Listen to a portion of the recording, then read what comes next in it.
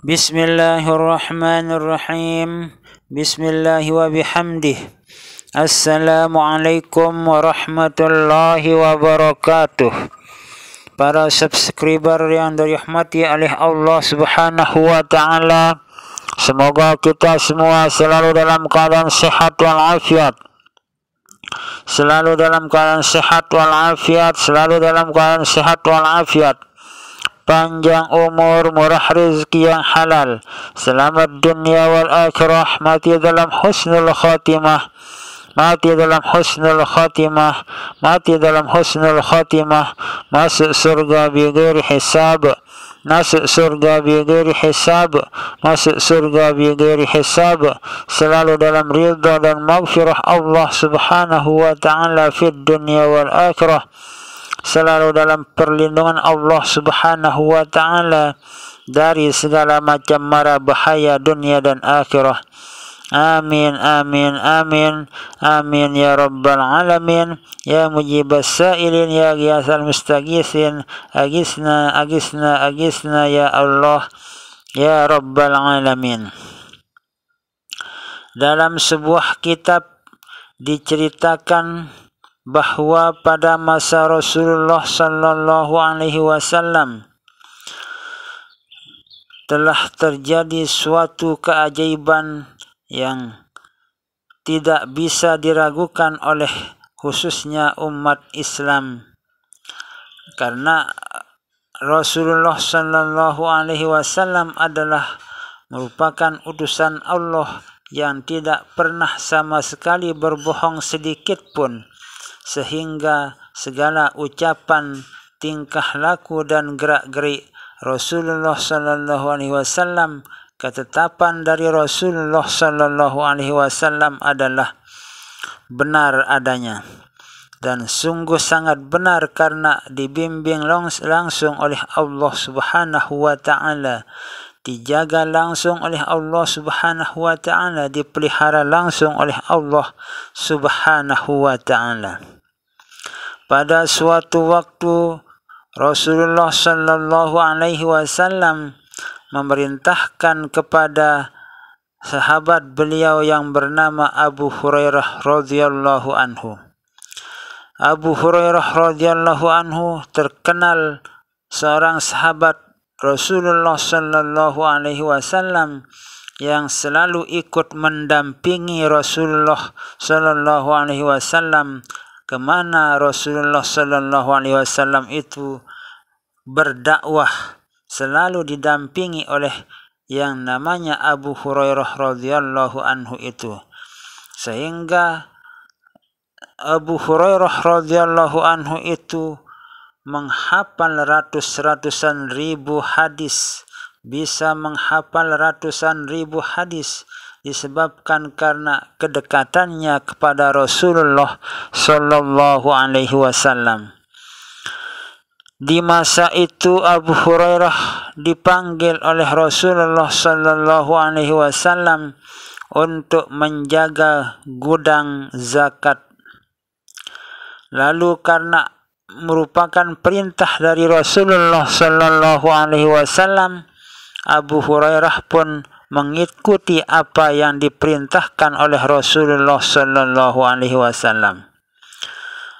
Abu Hurairah mulai menjaga gudang tersebut.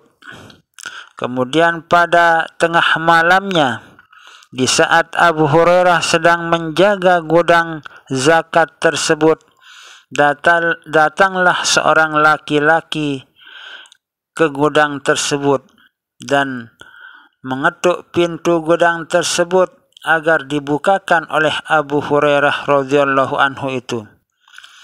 Orang tersebut mengatakan bahwa saya ini adalah orang yang sangat miskin, orang yang fakir, sangat butuh kepada gandum yang ada di dalam gudang ini. Anak dan istri saya ingin makan. Saya minta tolong kepada saudara agar diberikan satu karung gandum. Namun Abu Hurairah tidak mengizinkan orang tersebut, karena itu adalah tidak boleh diberikan oleh kepada siapapun. tapi orang tersebut nekat mencuri sekarung gandum tersebut. Lalu sekarung gandum tersebut dilarikan oleh orang laki-laki tersebut dan dikejarnya oleh Abu Hurairah. Orang tersebut tertangkap. Kemudian di saat orang itu tertangkap, orang itu mengatakan, "Wahai Tuan, tolonglah aku, kasihanilah aku. Aku ini tidak pernah makan, belum makan sesuap nasi pun. Aku sangat lapar sekali. Anak istriku sangat membutuhkan makanan ini. Tolonglah aku." Mendengar ucapan orang tersebut, Abu Hurairah merasa kasihan sekali terhadap ucapan orang tersebut, karena Abu Hurairah sudah benar-benar merasakan bagaimana yang namanya menjadi orang yang fakir. Lalu Abu Hurairah pun memberikan orang tersebut membawa satu karung gandum tersebut. Akhirnya pada besok pagi harinya, Abu Hurairah menghadap kepada Rasulullah sallallahu alaihi wasallam. Namun Rasulullah sallallahu alaihi wasallam sudah mengetahui kejadian yang terjadi di gudang gandum tersebut, gudang zakat tersebut. Kemudian di saat Abu Hurairah menghadap kepada baginda Rasulullah sallallahu alaihi wasallam, langsung di saat itu Rasulullah sallallahu alaihi wasallam mengatakan kepada Abu Hurairah bahwa, "Wahai sahabatku Abu Hurairah, tadi malam ada orang laki-laki datang kepadamu untuk meminta sekarung gandum. Namun sekarung gandum itu kamu berikan kepadanya." "Benar sekali wahai Rasulullah," jawab Abu Hurairah. Padahal Rasulullah sallallahu alaihi wasallam belum diceritakan oleh Abu Hurairah radhiyallahu anhu itu, namun Rasulullah sudah mengetahui keadaan yang terjadi pada malam hari itu. Kemudian Rasulullah sallallahu alaihi wasallam menjawab lagi, menceritakan kepada Abu Hurairah bahwa nanti malam orang tersebut akan kembali kepadamu dengan meminta sekarung gandum. Kemudian dengan mengucapkan alasan-alasan seperti apa yang menjadi alasannya tadi malam itu. Itu ucapan Rasulullah sallallahu alaihi wasallam kepada Abu Hurairah radhiyallahu anhu. Dan Abu Hurairah pun berpamitan kepada Rasulullah sallallahu alaihi wasallam kembali menjaga gudang zakat. Kemudian setelah tengah malamnya, benar apa yang diucapkan oleh Rasulullah sallallahu alaihi wasallam bahwa orang yang meminta gandum, sekarung gandum itu datang lagi dengan meminta sekarung gandum lagi. Kemudian tidak diberikan lagi oleh Abu Hurairah radhiyallahu anhu, namun orang tersebut mengambil dengan keinginannya melarikan sekarung gandum tersebut. Dikejarnya lagi oleh Abu Hurairah radhiyallahu anhu. Orang tersebut tertangkap dan di saat itu orang itu mengatakan hal yang sama terhadap Abu Hurairah radhiyallahu anhu itu. Akhirnya Abu Hurairah pun juga mendengar ucapan orang tersebut, merasa kasihan kepada orang tersebut. Lalu sekarung gandum itu dibawa lari oleh orang laki-laki tersebut. Kemudian pada besok harinya menghadap kepada Rasulullah sallallahu alaihi wasallam. Di saat Abu Hurairah radhiyallahu anhu menghadap kepada Rasulullah sallallahu alaihi wasallam, Rasulullah sallallahu alaihi wasallam mengatakan kepada Abu Hurairah, "Tadi malam datang lagi orang yang mengambil sekarung gandum itu. Lalu Abu Hurairah menjawab, "Benar wahai Rasulullah sallallahu alaihi wasallam." Orang tersebut datang lagi dan melarikan sekarung gandum karena mengakui dirinya orang yang tidak pernah makan dan merasa kelaparan, sehingga saya merasa sedih dengan apa yang diucapkan oleh orang laki-laki tersebut. Lalu Rasulullah SAW mengatakan kepada Abu Hurairah radhiyallahu anhu, nanti malam akan kembali lagi orang tersebut untuk mengambil sekarung gandum. Kemudian Rasulullah SAW meminta kepada Abu Hurairah radhiyallahu anhu agar tetap menjaga gudang zakat tersebut. Lalu Abu Hurairah pun kembali ke gudang gandum, ke gudang zakat itu sebagaimana apa yang ditugaskan oleh Rasulullah sallallahu alaihi wasallam. Pendek cerita, setelah tengah malamnya datang lagi orang tersebut ingin meminta sekarung gandum. Namun Abu Hurairah tidak memberikannya.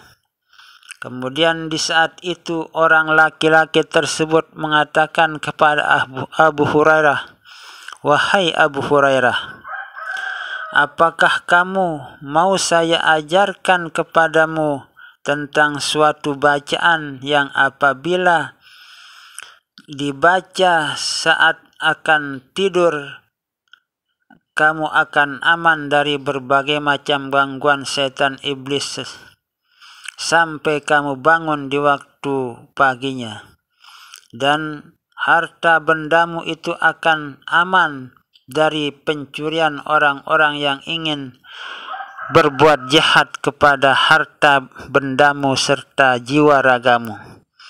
Lalu orang tersebut mengajarkan Abu Hurairah kalimat, "Allahu la ilaha illa huwal hayyul qayyum, la ta'khudhuhu sinatun wala naum, lahu ma bis samawati wa ma fil ard, man dhal ladzi yashfa'u 'indahu illa bi idhnih, ya'lamu ma bayna aydihim wa ma khalfahum, wa la yuhituna bi syai'in min 'ilmihi illa bima syaa'.